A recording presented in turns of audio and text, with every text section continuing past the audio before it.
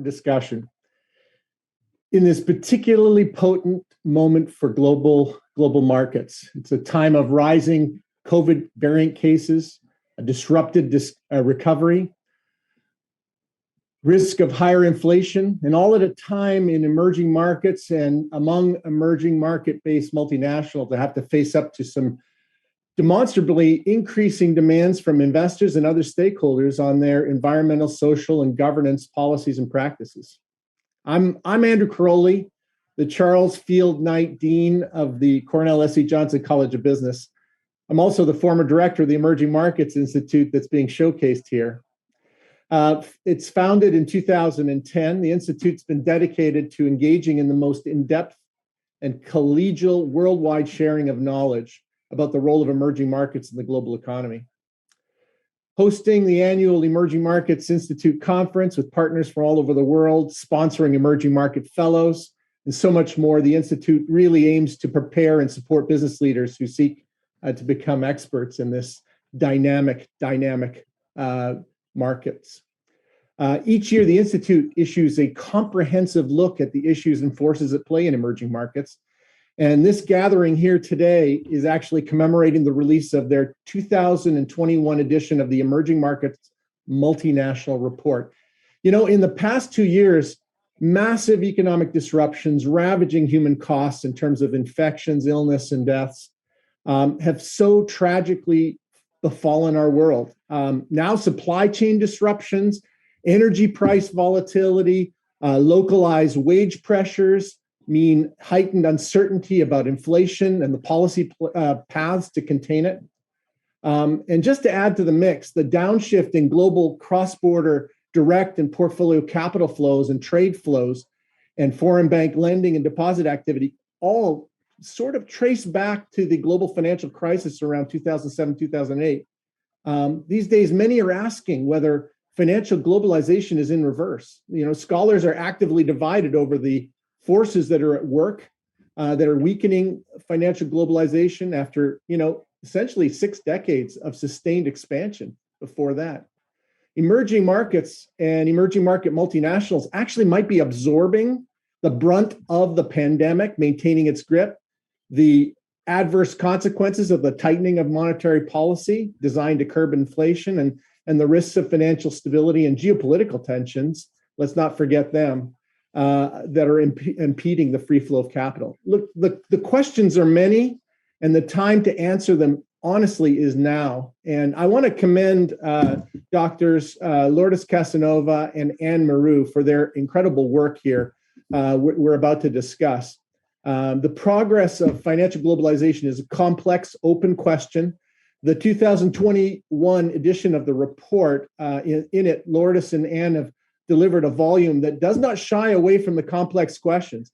And today they're going to be joined by a remarkable group of people with international expertise in policy, teaching, research, finance, including some of the EMI fellows to discuss preparedness, practices, implications of all of this for the coming decade, honestly. I do want to close, if I can, before I hand off to Dr. Casanova, with some exciting news that complements all this importance of this Emerging Market Multinational Report. This year, the Cornell S.E. Johnson College of Business received a $1.8 million gift from Gail and Roberto Canizares, BS 71, MBA 74, which will provide substantial support to the Emerging Markets Institute in our college. You know, this gift augments Gail and Roberto Canizares' gift for the directorship of the Emerging Markets Institute Fund, which they established with another $1.5 million gift in 2018. Honestly, I encourage you to learn more about Roberto and Gail's generosity and really help me to thank them for their visionary support. So with that, I'm going to hand the floor over to Dr. Casanova, the Gail and Roberto Canizares director of the Emerging Markets Institute. Over to you, Lourdes. Thank you very much, Dean Andrew Caroli, for the opening of the webinar. We are now launching the 6th EMI report that is authored by Anne Miru, my colleague, and myself, and building the future on ESG excellence. So we welcome all the partners who have been with us some from the very beginning, and some joined later. Very grateful to all of them, because this report is not only the effort of Anne and myself, but also the result of all the discussions during the whole year with the EMI research team, with students at Cornell, interns, and of course, our partners. And we have them all here, so thank you very much.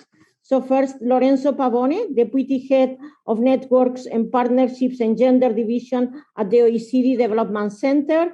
James Zahn, Director of Investments and Enterprise at the United Nations Committee Trade and Development, UNCTAD. Gautam Jain, Research Fellow at the Emerging Markets Institute. Veneta, who is the Dean of the School of Management at the Universidad de los Andes in Colombia. Xuelin Bu, who is a PhD candidate at the School of Economics and Management at Wuhan University in China. Momina Aijazuddin, Global Head of Microfinance and Finance Inclusion at the International Financial Corporation, IFC. Erika Chicola, Operations Senior Analyst, Office of Outreach and Partnerships at the Inter-American Development Bank. Actually, the IDB just joined this year. So I would like to start presenting part of the results, and Anne will continue, and then our partners will talk about their presentations in the report. So please, you can start with the slides. So the first part of the report looks at what we have been looking for the last 5 years. This is the 6th report, and we are looking at how emerging market multinationals perform in the Fortune Global 500. And this year, it already happened last year, the number of companies from China was bigger than the number of companies from the US. So 135 versus 122. However, you will see the size of the balls. The size is bigger for US companies because the total revenues of US companies is bigger than the total revenues of Chinese companies. This year, we started another exercise that was to look at how Chinese companies, next slide, perform versus other emerging markets. And that what is interesting is that if we compare the economic growth of emerging markets, has been always, even right now, higher than the developed world. And we were expecting that with economic growth, more companies will be in among the biggest.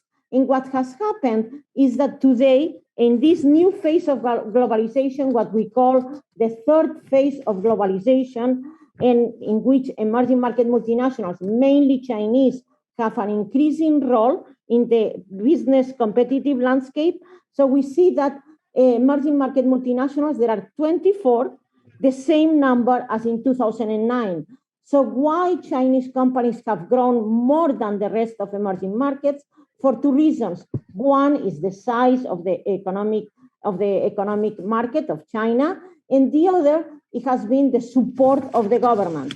So next slide. So there have been winners and losers. We have seen that the US, the number of companies have gone from 139 in 2010 to 122 in 2021, but also Europe, that has gone from 107 to 81. Mainly UK has lost quite a few companies among the biggest one. Japan as well, 71 till 53. This year again, we look at what is the number of companies with revenues more than 1 billion in the world. So we were wondering if this holds true also with a bigger sample of companies. And yes, if we look at all the billionaire companies by revenues, we have China with 23% of those companies, with 1,676, and US with 1,440, 20 companies. Then Japan, South Korea, that was considered an emerging market till recently, UK, Germany, Canada, and India. India number 8 with 2.3, 163 companies. Then we also measure and keep track on the overseas M&A and overseas also FDI greenfield investments. So what we see, and we compare the US in blue and the China in red, we see till, let's say, 2018, a very important activity of Chinese companies buying overseas. And by countries, the biggest destination of these overseas acquisitions is the US. By a region is Europe, but by countries is US. So, and definitely we see that this is a tremendous activity, but then till after 2019, and definitely in 2020 and 2021, this overseas acquisitions activity has diminished, while the US keeps on being really the king, the most important acquirer in international arena. In the next slide, we see also the comparison, and we see that these are the 10 biggest countries by international acquisitions, and we see that the US dominates with 36%, followed by UK, France, Japan, Germany, Canada, China, Netherlands, Singapore, and South Korea. And then another exercise that we do, there are two types of overseas acquisitions. Overseas activity. One is acquisitions, and another one is greenfield investment. So here again, comparing China, US, Japan, and other countries, we can see that overseas, next slide, overseas FDI greenfield activity by China has been and still is very important, and in the year 2016 even was bigger than the US. Thank you very much, Lourdes. So I will try to, in a few words, encapsulate what we did, but I encourage you to read the methodology in the chapter because we have gone through a very long and quantitative exercise, thanks to colleagues of the EMI team, and in particular our lead researchers, Daniel Dos Santos. So what did we do? We looked at the company which have more than $1 billion in income and which have an ISIN. Why an ISIN? Because you need that for econometric and manipulation of data. Initially in the world, we found that 7,100 and more companies were meeting these criteria. And out of these 7,100 and so companies, we took those which are headquartered in an emerging market. That gave us 2,256 companies. And then once that was our sample of enterprises on the one side. On the other side, we used the ratings provided by rating agencies. We did not do the rating ourselves. We used what was already existing, which in itself is a very, very difficult exercise. And we looked at about 18 or 19 rating agencies to try what data we could use. We cut down those we could really use to about 9 rating agencies. Why? Because many of the rating agencies nowadays do not cover at all or cover very little companies from emerging markets. So that was already a first challenge. And the other challenge was to be able to put together this information. So out of these 9 rating agencies, we did an average of their score, which was attributed to each company. And I must say that the criteria for a company to be considered in the top performers was to be able to have 3 data points. Out of this large group of companies, we took the 200 top performers. And if you want, next slide. The next slide is about the result. I will go very quickly on that, but there are 2 interesting points to highlight. The first one is that while at the beginning, in our sample of 2,200 companies, 60% of the firm were Chinese. In the top performance, we have only 25% of the firms which are Chinese. And this is a very big difference. One of the reasons for that is that we think that the reporting is not done in such a way that it can be taken into consideration by rating agencies from other countries or more advanced environments. And by the way, for the Chinese company, we used a database which is called WIN, which is a kind of Chinese Bloomberg, if we want, because we needed that information to cover the Chinese company. And there is already there, you can say, a major difference between these 2 groups of firms. The other very interesting results, which could lead actually to further study, is that you have a very South Africa and Thailand are countries which in the initial sample had a very small presence, less than 3% of the firms in the initial samples. But in the final results, we find Thailand and South Africa among the countries which are ranked at the top. They have a significantly or a relatively important share of the top 100 performance. And actually, to try to look at what was happening, we looked at the institutional framework, the regulation, the voluntary initiative, and these two countries stand out as far as the laws and the regulations and the initiative are concerned. Thailand has a particular, has been very strong, for instance, on environment, but also on social, for obvious reason, I would say, but partly for the tourism and the fishery and so on.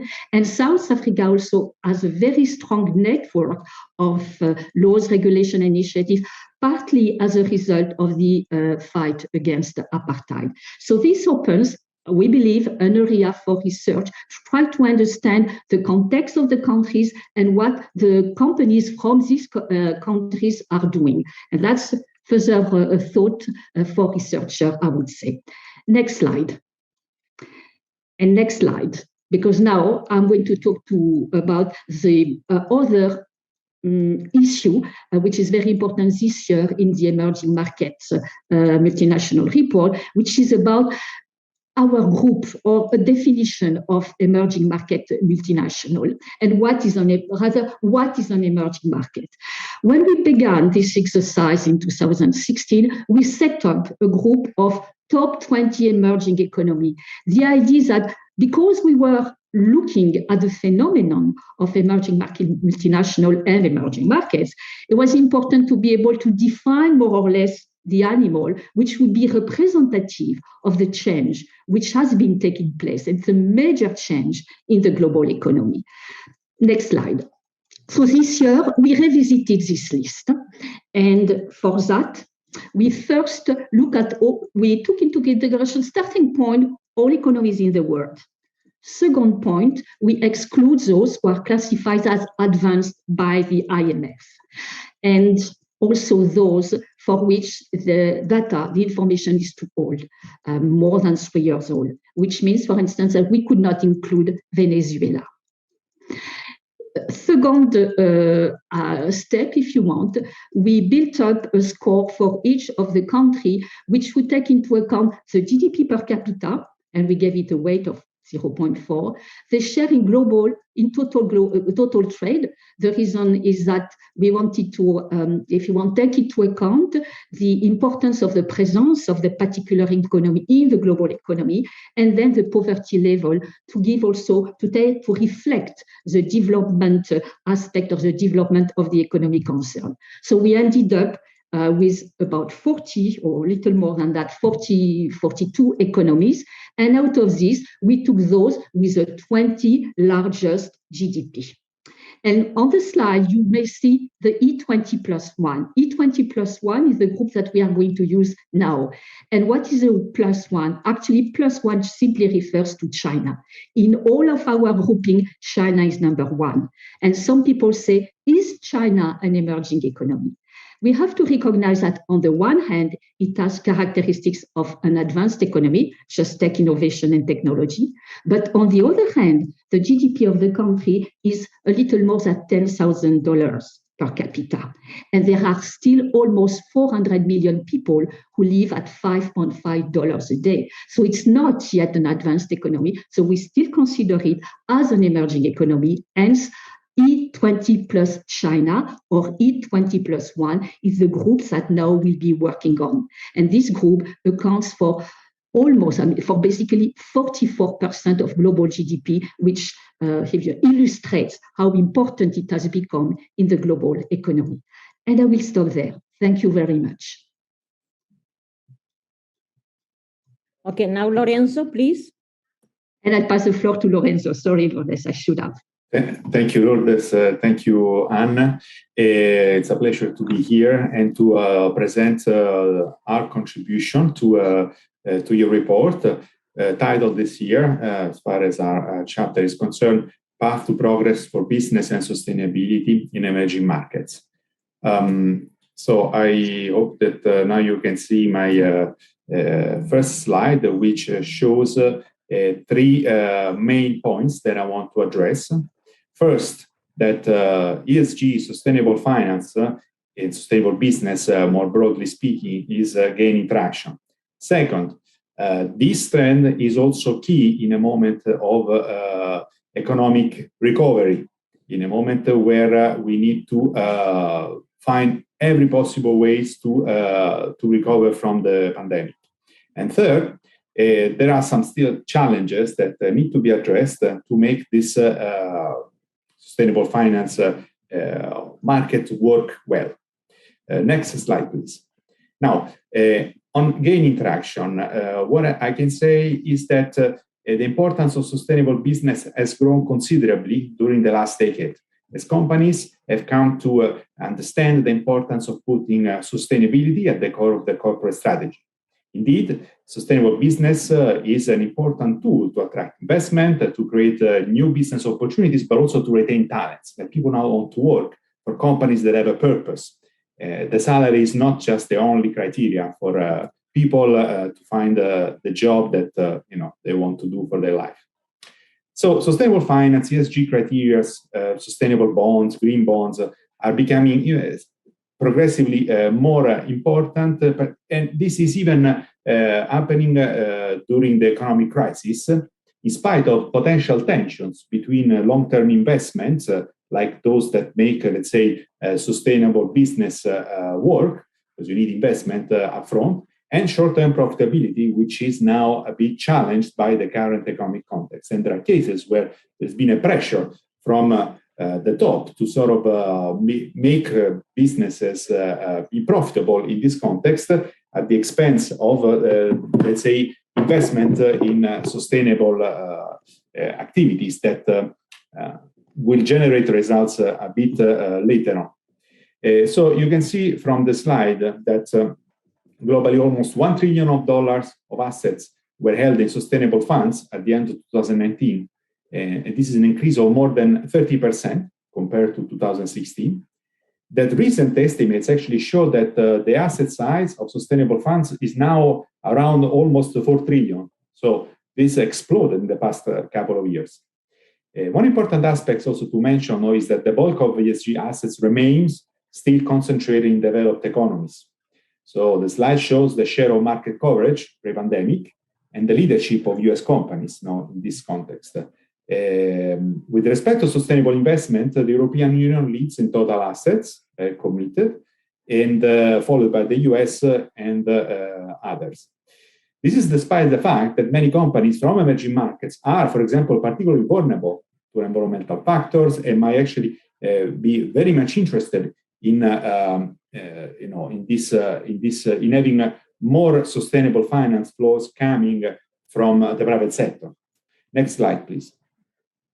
Now, if you're looking at exactly at the context of the recovery, you can see in this slide that comes from the economic outlook of the OECD, and which was discussed at one of our last events of our business network, Emerging Markets Network.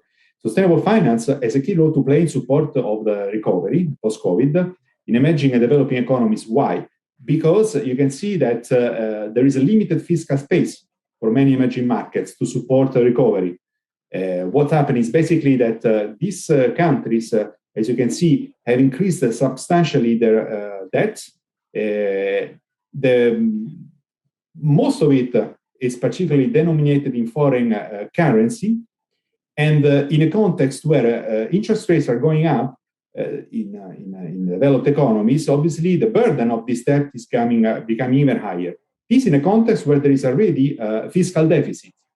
And this means that these countries will not be able to spend extra money to support the recovery in their economies. So in this case, obviously, the private sector can play a critical role with not only technologies and investment, but also with additional finance to support actions in favor of social and economic recovery. On climate, even more, we have estimates from the International Energy Agency, the sister agency of the OECD, that 70% of the investments that are necessary to meet the climate change need to be done in emerging and developing economies. In a context where the governments, again, don't have money to do that, it's critical the role of private sector and sustainable finance. Next slide. However, not everything looks good. While investors are increasingly interested in ESG products, in the ESG market in general, there is still a need for more consistent, comparable, and verifiable ESG data, and to use them in a more consistent way. First of all, there is a lack of correlation among various ESG scores across the leading providers that produce these scores. This is caused by the fact that there are different methodologies that are applied. This also applies in general by, this is also an issue when companies themselves want to show their strategy on sustainability and their work in this space, where we still lack some consistent parameters that can be sort of standardized and utilized for everyone. As far as ESG score is concerned, for example, a company might have a high ESG score from one provider and a much lower from another one. And this has obviously an impact on the way ESG can properly inform investment decisions, as opposed, for example, to credit ratings, which are found to be more consistent in their evaluation across different providers. Another point is the close engagement and cooperation between key stakeholders that will maximize the positive impact of sustainable investment. Public-private dialogue, for example, blended finance, public and private finance, policy discussions are key factors to channel the investment where is needed, channel private investment where is needed for public objectives, to lower the risks of investment risks, to facilitate even more investment in emerging markets, and obviously to adopt more solid ESG criteria to assess investment and get some specific objectives. Finally, I would say that global initiatives are welcome to seek to create a set of common measurements and reporting criteria that will be key to progress in this area. And there are many that are currently ongoing, and I'm not going to enter into these details. I stop here. Thank you very much for the attention. I now pass the floor to James Jean from UNCTAD. James, the floor is yours. Thank you, Lorenzo. First of all, I wish to congratulate Lourdes and Anna for another outstanding report, very unique niche in this overall space of multinationals and international investment. And this year focusing on a very key issue that is sustainable development, ESG. For our chapter, the contribution, we're so happy to contribute to this report this year again.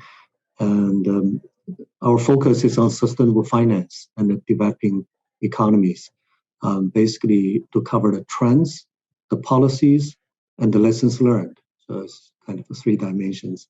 It's the chapter builds on the work undertaken by UNCTAD in our World Investment Report last year that I'm heading that, and basically to match to map the sustainable finance market, and it's in terms of the products, policies, and regulations, and to assess the real impact of the sustainable finance market on sustainable development and its contribution to the SDGs, especially in the emerging market economies. So, and the paper also offers kind of a policy recommendations for further leveraging capital markets on sustainable development. So this is all in our contribution to the report. Now, first, allow me just to highlight sustainability themed funds, the trends. So over the past 5 years, the fund industry has been rapidly embracing sustainability through the multiplication of funds and indices dedicated to sustainability themes. In 2020 alone, sustainable funds surged, including mutual funds and ETFs. And for that, we have seen a tremendous progress made in this area. And these funds now represent 3.3% of the assets of open market funds worldwide. The vast majority of the sustainability themed funds are domiciled in Europe, and basically 73% was domiciled in Europe, followed by North America, that's 18%.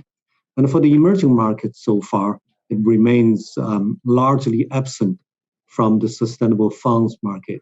And in total, they host about 8% of the world's sustainable funds by number and less than 3% by assets. Despite the benefit of sustainable funds being mainly limited to developed economies, some emerging markets have seen robust growth in their sustainable funds industry in recent years. For example, in China, that's the largest emerging market host economy. There were over 100 sustainable funds with assets under management of nearly $20 billion as of 2020. Most of them were created in the last 5 years. In terms of the number of funds, China has become the 8th largest sustainable funds market in the world in 2020.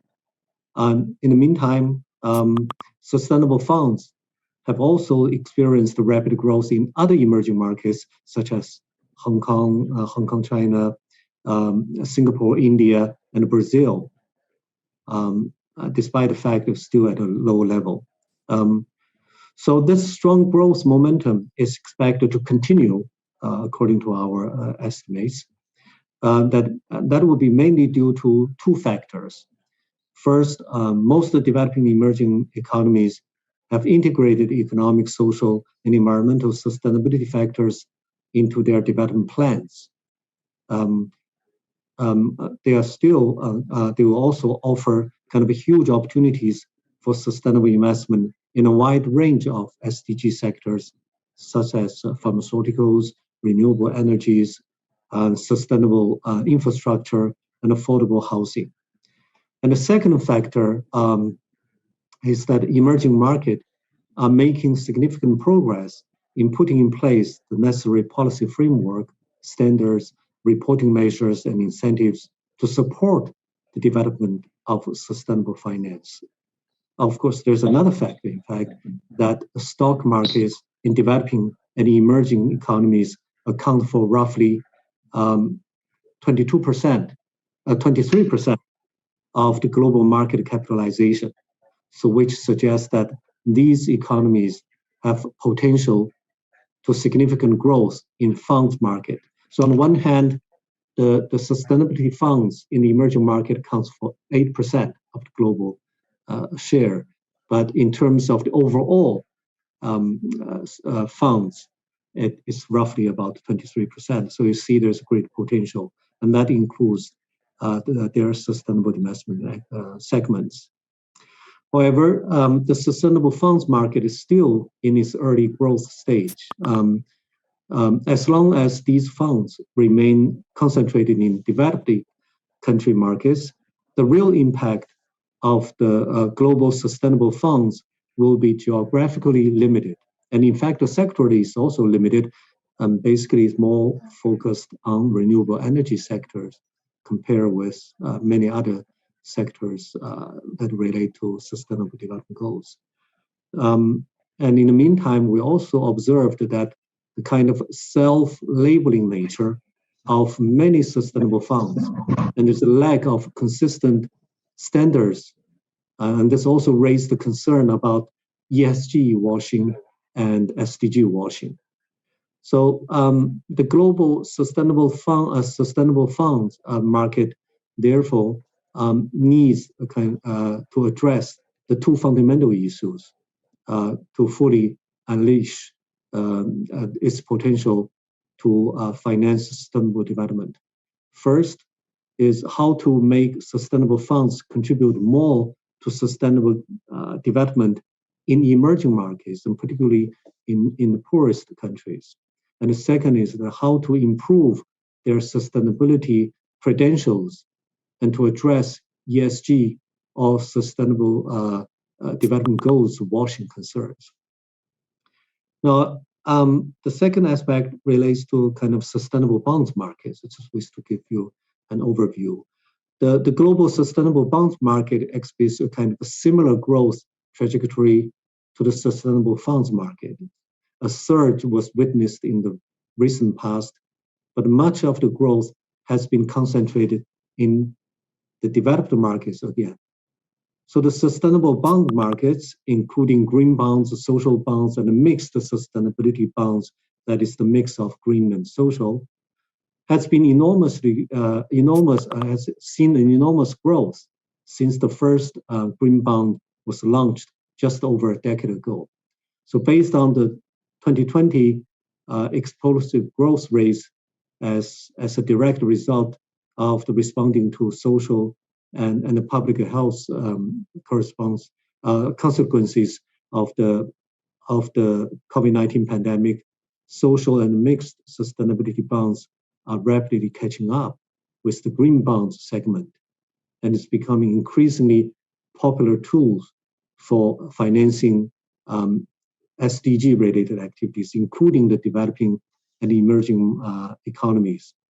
So accumulatively, the total amount of the outstanding sustainable bonds since 2015 is estimated to be $1.5 trillion, and this is based on the average maturity periods for these bonds. The issuance of green bonds, social bonds, and the mixed sustainability bonds reached 300 billion, 160 billion, and 140 billion respectively in 2020 and in the emerging markets.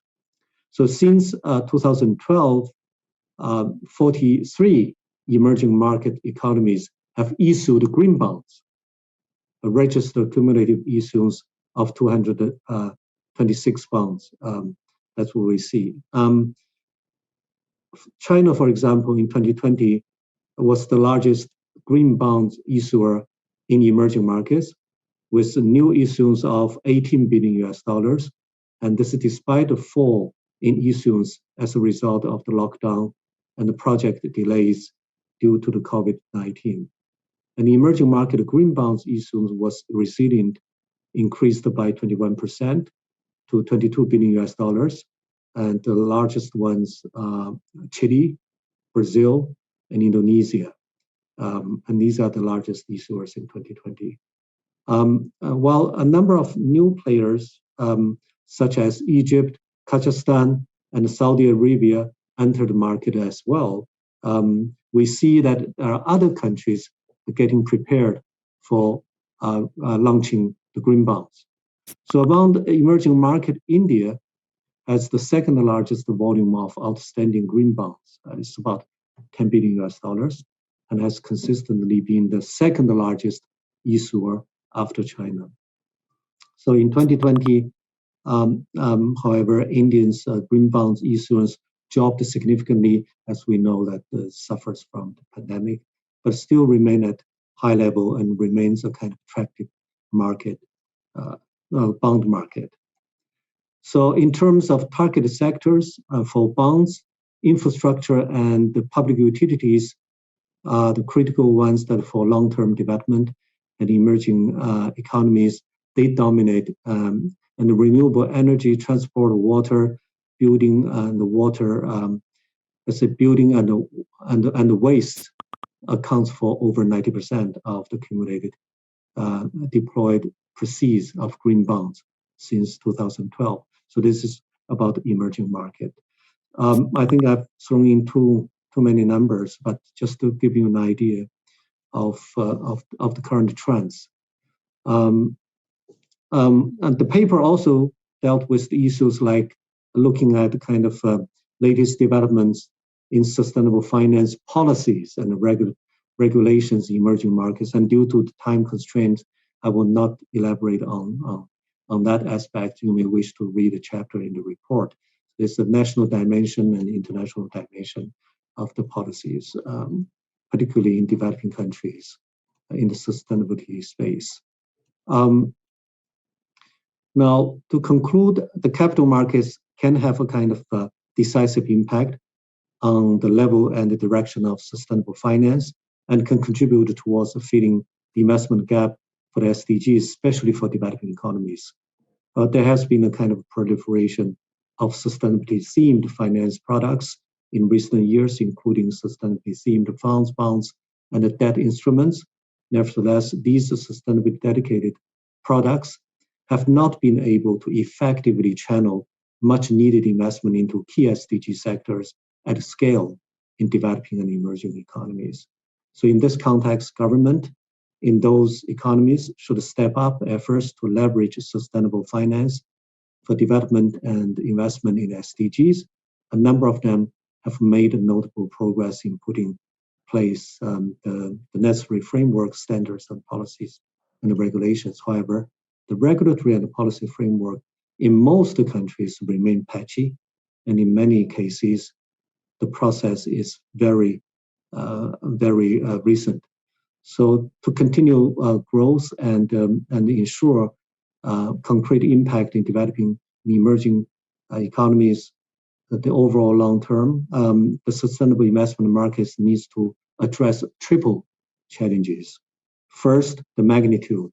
So the sustainable finance in emerging markets is still in a very early stage and remain negligible as a share of the global sustainable finance market. The second is the quality. The lack of standards and limited availability of high quality data raise concerns about credibility of ESG and SDG products that I mentioned, and also to measure the impact. The third is the fragmentation. So the market fragmentation risk remains big. The limited size of the capital markets in many developing countries, emerging economies, means that development of sustainable finance in these countries are heavily reliant on the regional global market. So with all these, there's a need there's no one-size-fits-all solution. But each economy needs to develop a kind of sustainable finance strategy and a framework that suits its development levels. However, the key building blocks for an enabling ecosystem for sustainable finance are the same for developed and developing countries. So which that could include kind of national strategies, taxonomies, labeling rules, policies and regulations for disclosure and reporting, and incentives on the demand and the supply side to support products and the market development. So I just stop here. I think I've taken too much time. Thank you. Okay, Gautam Jain, and we'll go to slide 26. Please, Gautam. Thank you very much, Lourdes and Anne. So in my chapter, I looked at green bonds with a focus on emerging markets. So in that sense, it should connect very well with what James and Lorenzo spoke about a few minutes ago. So essentially, a major issue that leaders around the world are trying to tackle is how to finance the transition to net zero emissions. And green bonds can help bridge this gap. Essentially, green bonds differ from other fixed income instruments as the proceeds are ring-fenced for specific climate sustainability projects. And to minimize the risk of greenwashing, the issuers are supposed to seek second-party reviews and third-party certifications. So I'm assuming we're on the first slide. So essentially, it's not surprising that the green bond market has grown rapidly in recent years. A total of $1.8 trillion worth of green bonds have been issued since 2007. Just last year alone, over 600 billion were issued, which was the double of what was issued in 2020. And for this year, 2022, the projection is the issuance will exceed $1 trillion total. Next slide, please. As spectacular as the growth of green bond market has been, with the exception of China, emerging markets have broadly been left out. If you look at the breakdown by country, only about 12% of green bonds originate in EM outside of China. The breakdown by currency is even worse for emerging markets. Only 3% of issuance is denominated in currencies other than developed market currencies and the yuan. What this means is that there's very little issuance from emerging markets, and whatever little issuance is there it's primarily in dollars and euros and not in local currencies. Next slide, please. Now, why is it critical that the share of emerging markets in green bond market go up? This chart shows that the forecasted increase by the end of the century in the number of days per year when temperatures exceed 95 degrees Fahrenheit or 35 degrees centigrade, the so-called wet bulb temperature, as compared to the average that existed between 1986 and 2005, based on two scenarios for greenhouse gas emissions. So as this chart shows, that while climate change is a global problem, emerging markets will bear the brunt of it. So that is why they need to be, finance the transition to net zero emission. And for that, green bonds can be pretty critical. Next slide, please. I will end with this slide. I have listed here some of the reasons why the green bond market has eluded emerging countries so far, and some of my suggestions on how to address them. The main issue is with regards to the perceived cost, which I believe can be addressed by better education for some of these issuers, whether it's corporates or sovereigns, and by using innovative bond structures. Another issue is the lack of liquid domestic markets in many emerging countries, which can be addressed by issuing global bonds in local currencies that settle in euro clear. This is a way that this approach has been used in the past in another context, and we can reuse it. Finally, there are no indices, and there's limited coverage by rating agencies for emerging market bonds in general, but also emerging market green bonds. This is sort of a chicken and egg problem in the sense that once the issuance grows, indices will come about, they will be created, there'll be more rating agencies covering them, and then it can become a virtuous circle. So I will end there, and I will pass it on to Vanessa and Danova of on this. Thank you, Jane. Thank you so much to all the panelists and to Lourdes and Anne for the opportunity to feature in this very ambitious and impactful report the opportunity that ESG endeavors keep for Latin America. This is a work that has been developed jointly with my colleague from Uniandes, Juana Garcia, and an excellent young researcher, Juan Pablo Huerta. So I would like to argue that Latin America presents a fascinating case study regarding ESG, as most Latin American economies are squeezed in the middle income trap that is characterized by an apparent contradiction between economic stagnation and the relatively good theoretical prospects for growth. And there is a certain flare of optimism in the region as some companies have been able to redesign their business models.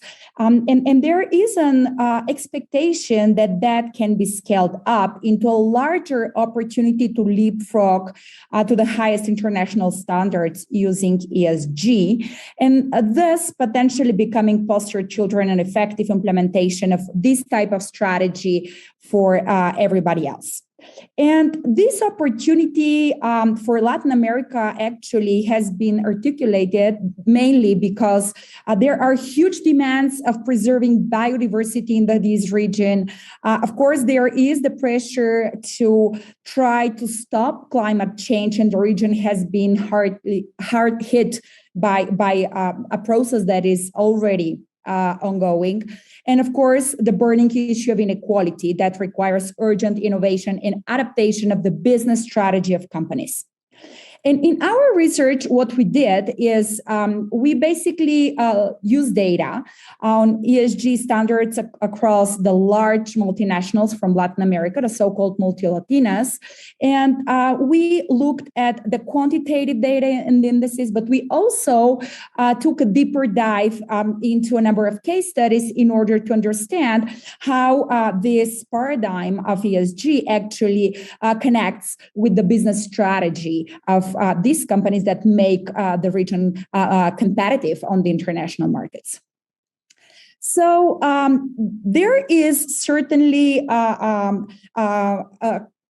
an agreement that the relatively weak institutional setup of a number of Latin American countries and the difficulty to guarantee public services and a good quality of life in vast territories of the subcontinent, many companies have been long engaged in corporate social responsibility, where companies, instead of the state and the government, actually provide for education, healthcare, security, and so forth, in exchange for the license to operate in these places. Normally, these type of situations are related to some natural resources that are in specific remote areas where the state is not present completely or entirely.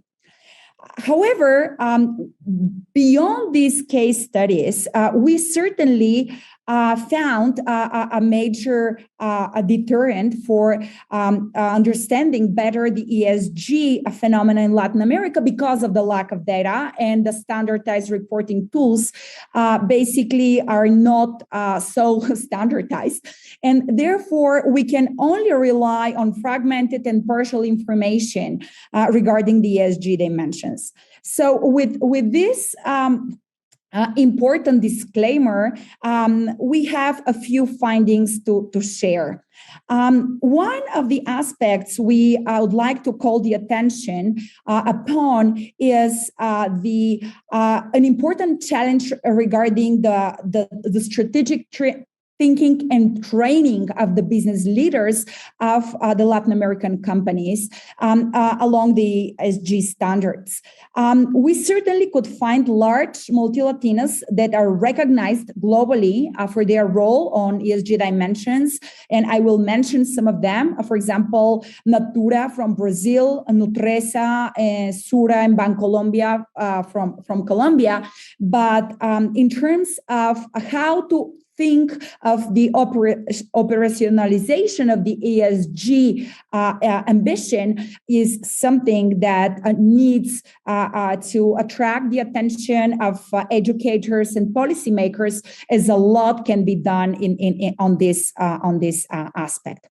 Next slide, please.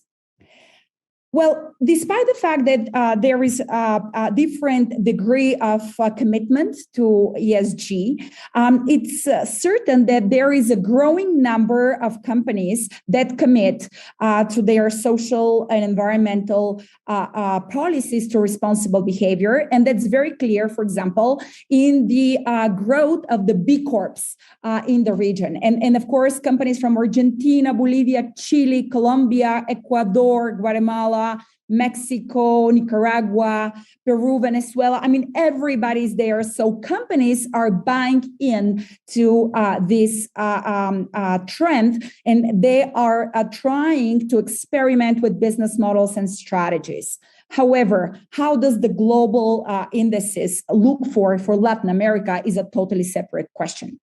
And I'd like to share with you our findings based on the Standard & Poor's Emerging ESG Index, and to share with you some mixed news for the Latin American region.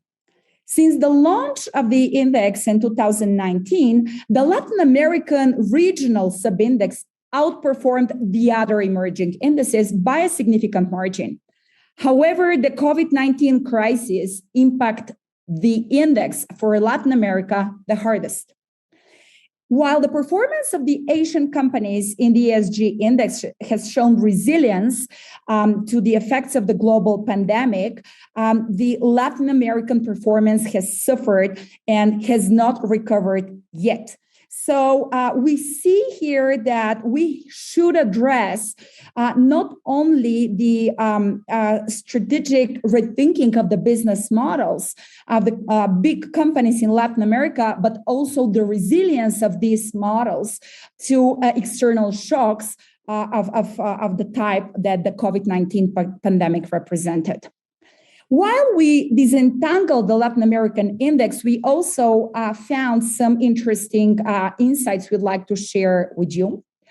We found that Chile and Colombia show the weakest performance among the 5 countries that are included in the Standard & Poor's ESG index for Latin America. And our hypothesis is that it's probably related to the social protests and the long-lasting strikes that were experienced by both countries. And I'd like to call the attention to the pressure that both Chile and Colombia had experienced recently regarding kind of the rewriting of the social contracts in these countries.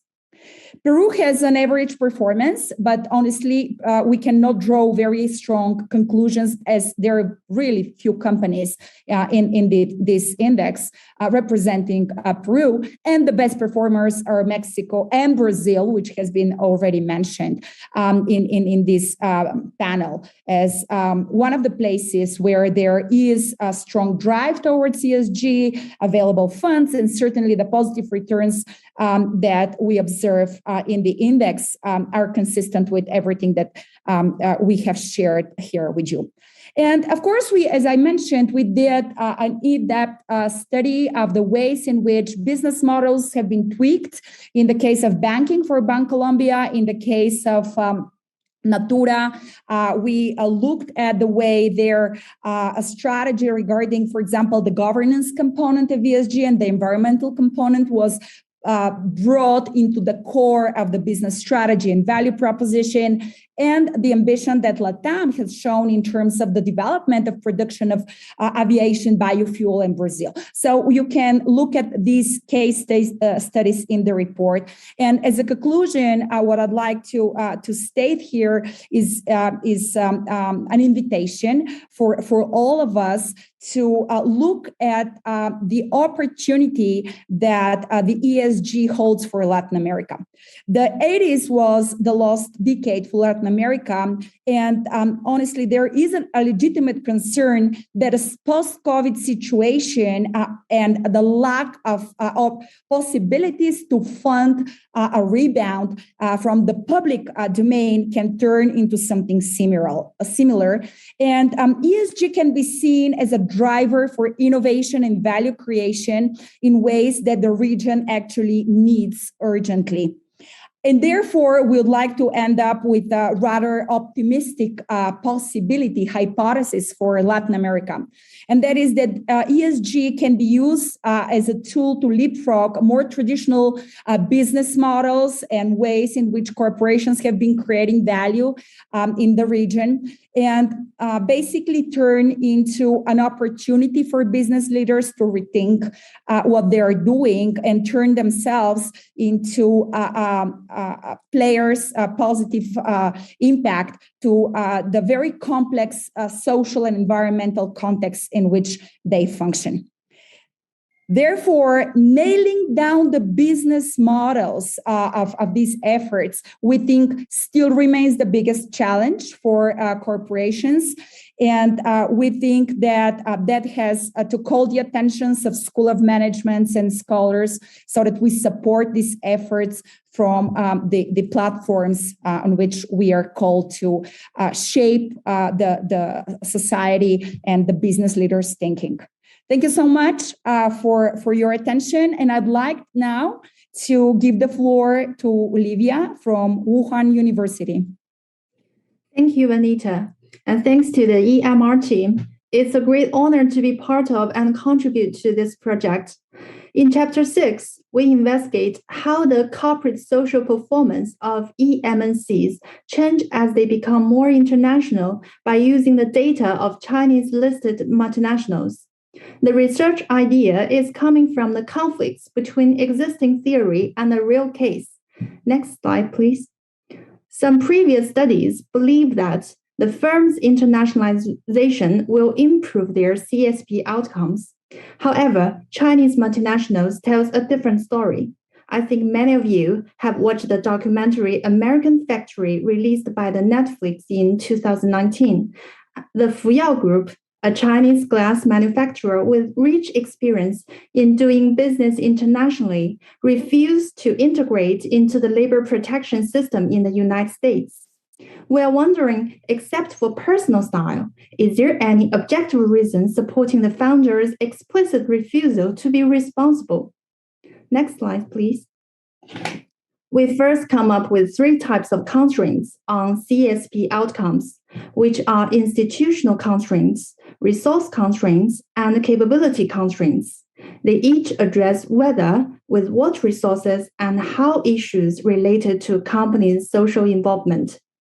As a new player in the global market, EMNCs are usually at a disadvantage regarding all 3 constraints. Internationalization brings more severe competition and multiple stakeholders to EMNCs, causing them to face the dual pressures of efficiency and legitimacy.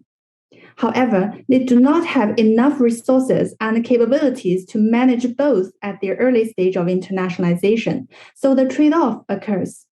Next one, please. In the earlier stage of internationalization, considering large capital requirements, poor financial performance, inadequate capabilities, and institutional voids in their home country, it is rational for EMNCs to focus on efficiency, which is critical to their survival, rather than on social performance, which is more relevant to their legitimacy. In the later stage, as the resource constraints are relaxed, EMNCs are ready to improve their CSP. Therefore, we can observe the CSP of EMNCs first declines and then increases during their internationalization, which means their dominant logic changes from efficiency to legitimacy.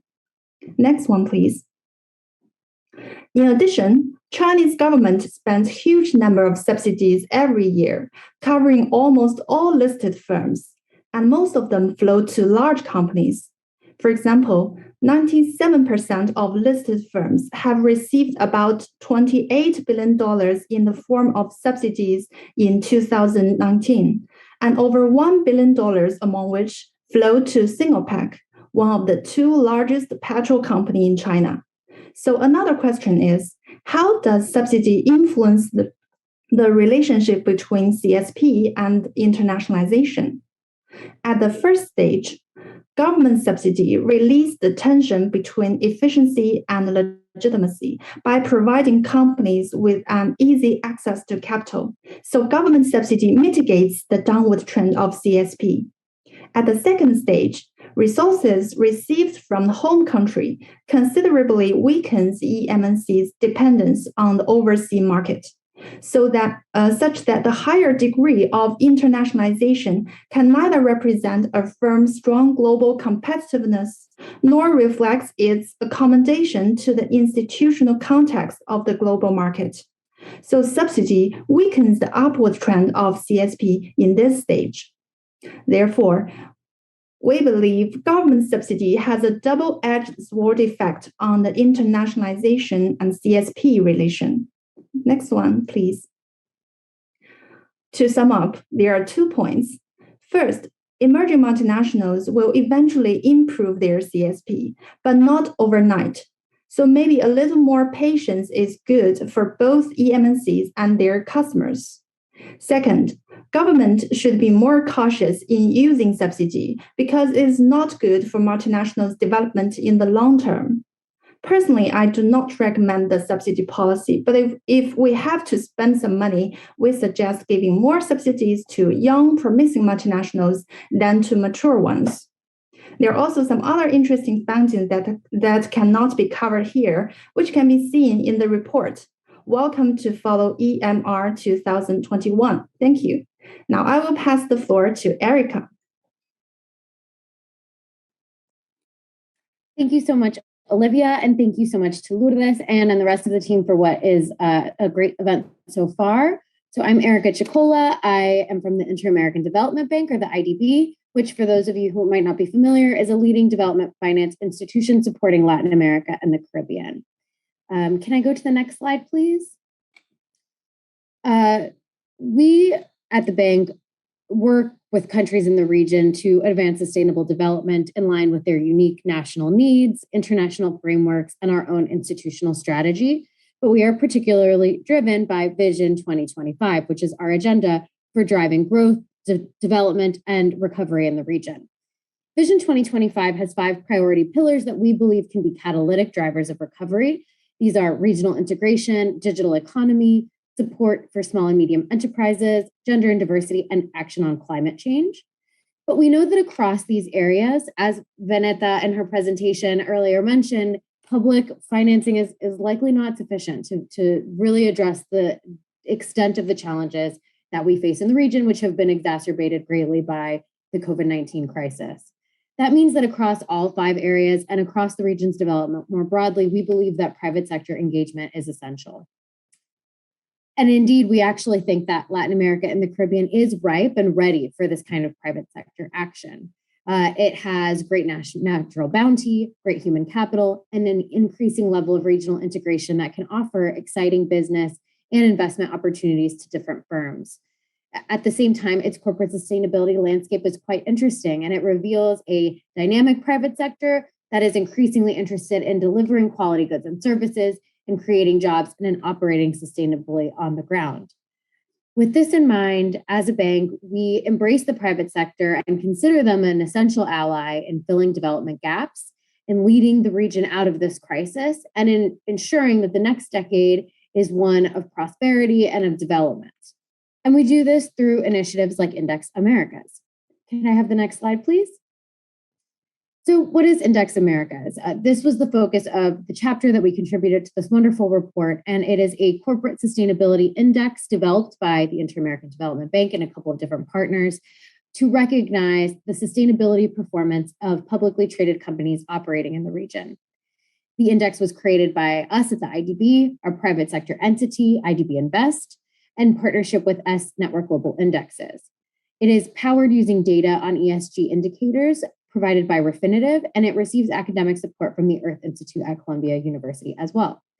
And this initiative has produced a series of products, including a top 100 index that assesses the performance of global companies with a sizable footprint in the region, an index on the performance of multilatinas, and an index also assessing the commitment of companies to gender equality. In addition, we have used Index Americas to produce a series of financial and knowledge products, including trainings and technical support for private sector actors and stock exchanges in the region as a means of promoting sustainability behaviors at the national level across Latin America and the Caribbean. Could I have the next slide, please? So we consider Index Americas to be unique for many reasons, but perhaps the principal reason is that we have tried to look beyond the framework of ESG to add a 4th component that looks at the contributions of companies to the region's sustainable development. This is done by analyzing ESG indicators with data provided by Refinitiv, our partner in the initiative, weighting them using a calculation developed by the Inter-American Development Bank, and then mixing in our own development indicators that we have designed based on the IDB's institutional strategy, which in turn is informed by the national priorities of countries and the challenges that governments are trying their hardest to address on the ground. Since its creation, this unique methodology has helped us achieve many firsts. So we are proud to say that the index is the first sustainability index created by a multilateral development bank like the IDB. It's the first in the region to add this 4th component of the D of ESGD to ESG analyses. And it's the first in the region to achieve full alignment with the United Nations Sustainable Development Goals. Next slide, please. And through all these efforts, we believe the index has been a key tool to achieving some important goals. It has encouraged companies to participate in the region's sustainable development. It puts the region on the map as a destination for sustainable business. It proves that there is a financial value of ESGD for companies. It shows that companies that do well also tend to prioritize some of these important issues. Which helps us kind of get this really important message across that is key to our work with the private sector. And that is that sustainability and development is not just the right thing to do for the region, but also a smart thing to do for businesses. It rewards sustainability champions and helps raise the bar for all other companies operating in the region, which helps us achieve an important goal of making sustainability the norm and not just the goal for companies operating in our countries. And finally, it helps us as a bank and hopefully others with a like-minded mission to identify partners and clients who share our commitment to these 4 important principles of ESGD. And we can move to the final slide.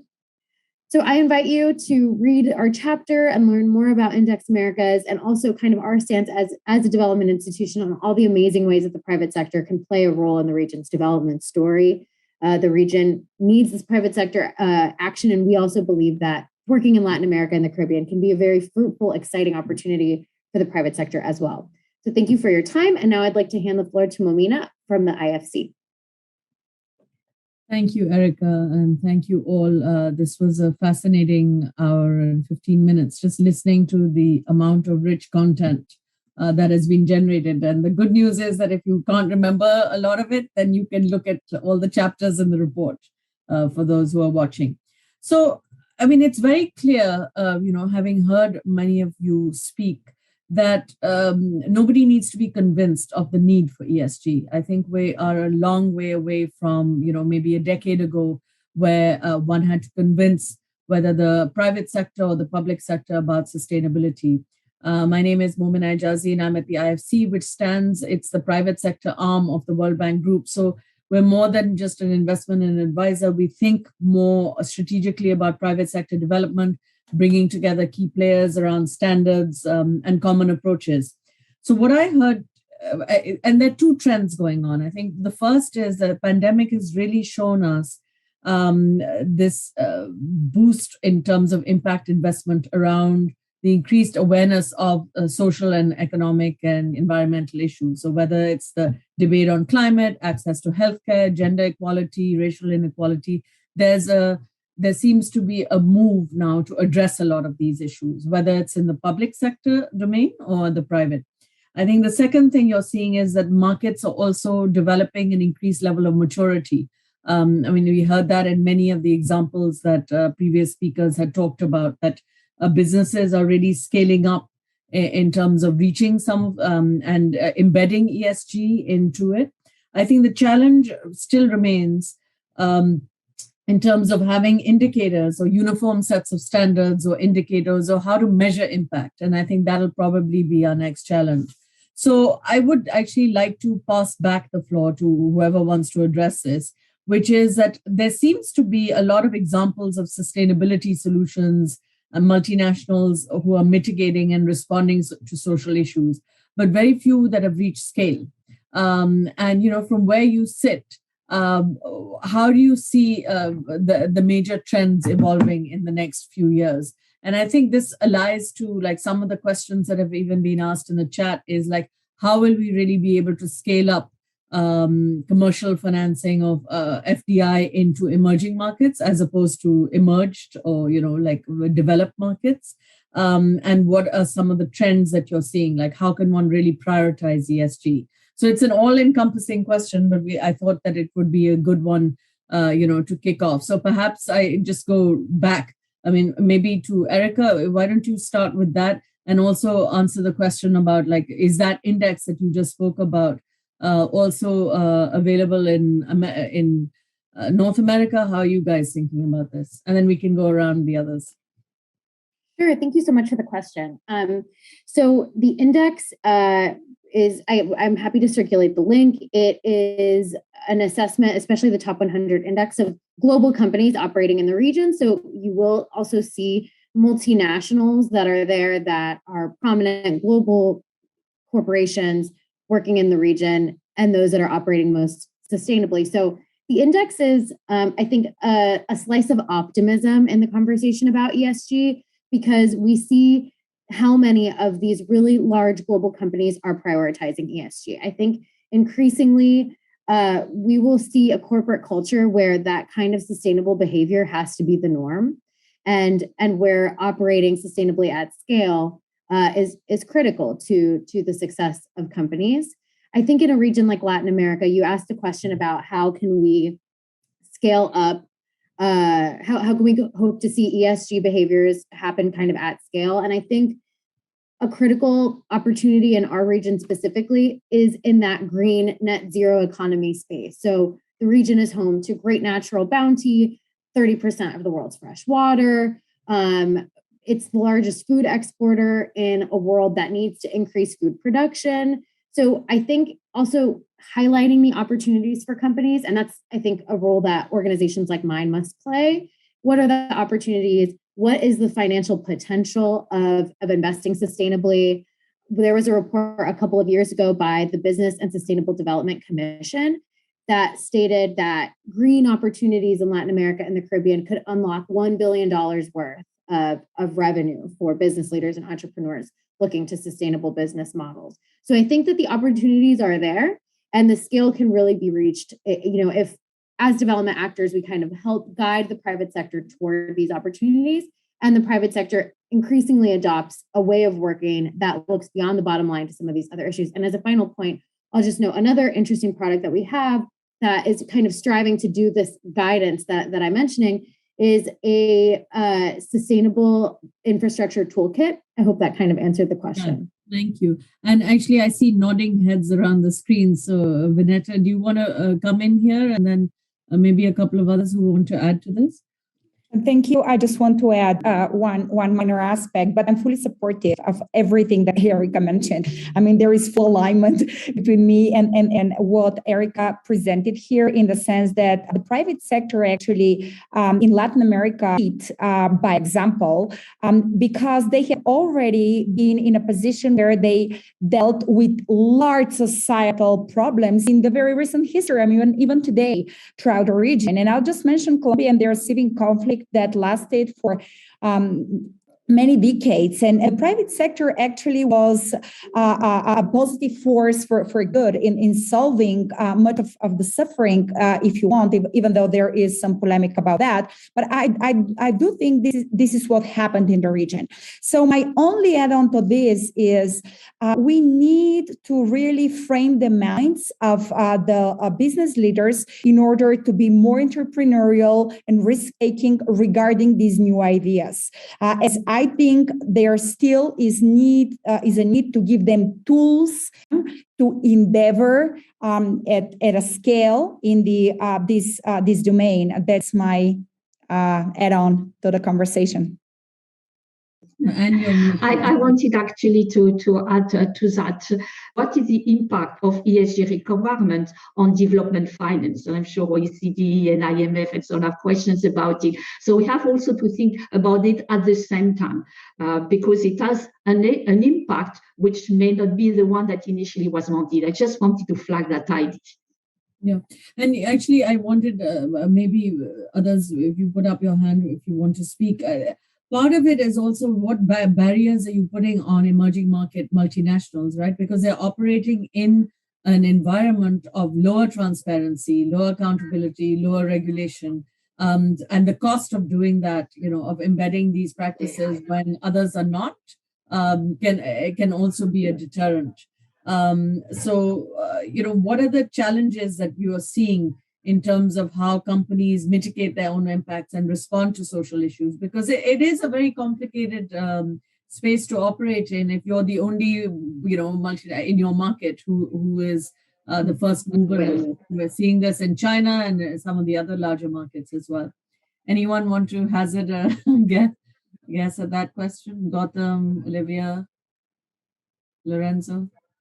Maybe I just wanted to say that the regulatory environment obviously is important. There are challenges also now specifically related to the fact that this part of the world is still behind in terms of vaccination. There is a higher uncertainty financially, economically, and therefore it's difficult for companies to invest because potentially it's more dangerous the uncertainty than negative outlook. Like if a company knows that a country is on a negative outlook, can organize themselves accordingly. But if there is a moment of uncertainty, it's very difficult. In Latin America, there is also a number of political changes, and a new social contract is ongoing. So these are all aspects that have an influence on investment, sustainable or unsustainable. But let's say that even if a country wants to promote sustainable investment, the conditions now in emerging markets are challenging because of all the things that I mentioned. Yeah. Yeah, no, and the challenging, it's also a time of concurrent trends. So at one point, you're seeing challenges, huge inequality, but you're also seeing this push for digitization and the role of technology in being able to address. So we're seeing a lot of innovative models, for instance, in Africa, where you can address climate change, agri, access to finance, etc.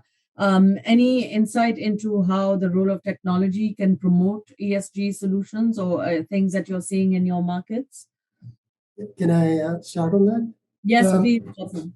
So I think you're absolutely right. I think there are challenges in emerging markets that they always face. And if anything, the COVID-19 proved that exactly that, in the sense that while developed countries got vaccines much faster than in emerging markets, essentially the health crisis that came about was obviously much worse in emerging markets. So similarly, when you think about things like climate change and so on, you can imagine a very similar scenario. Having said that, the challenges are there, but I also think there are opportunities. Like you said, new technologies offer opportunities. So there will be companies that will come about, and they're already coming out, where they're coming up with newer technologies for renewable energy and so on. And to me, my interest is always on the financing side, and that's the part that I see. The need just for to address climate change. The need of investment is about $6 trillion is what OECD estimates, and McKinsey estimates to be $9 trillion a year, which is very large. And we have to find creative ways to finance it. I'm sure there are companies that will step up once you find ways to finance it. Mm-hmm. Thank you, Gautam. I think, the light bulbs, I'm sure, going off in the Cornell Business School student body as they can think of addressing some of these ESG challenges, like through solutions that the younger generation will need to come up with in order to address these. So I'm just mindful of time. We're on the hour.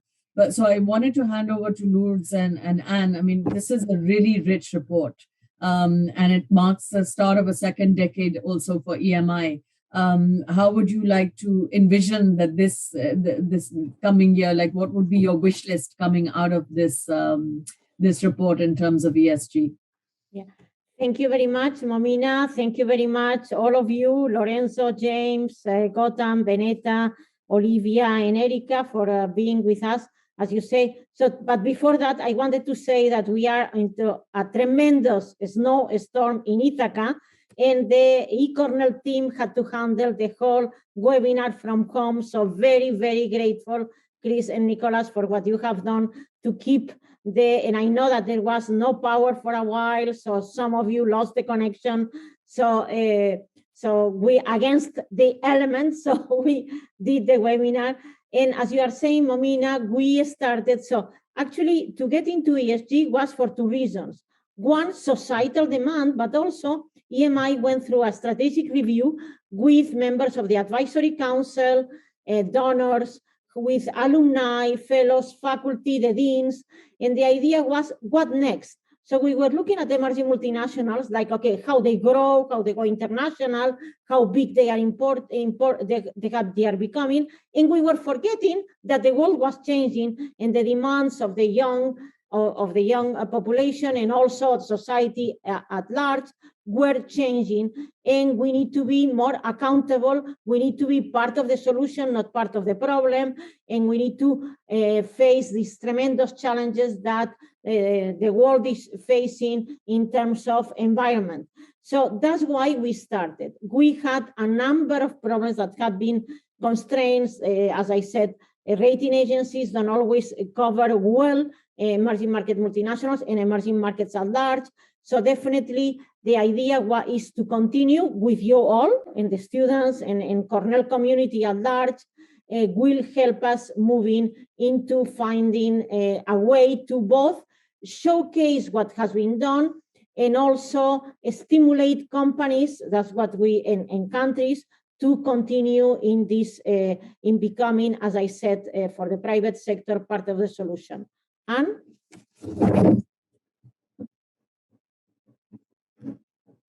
Sorry, I'll go fast because time is basically up. I just wanted to highlight a couple of just couple of elements. The first one is we have mentioned the difficulty for the enterprises, the emerging markets, and that has been to be taken into account. The reporting will also help to get access to finance. I think it's essential to take that into account.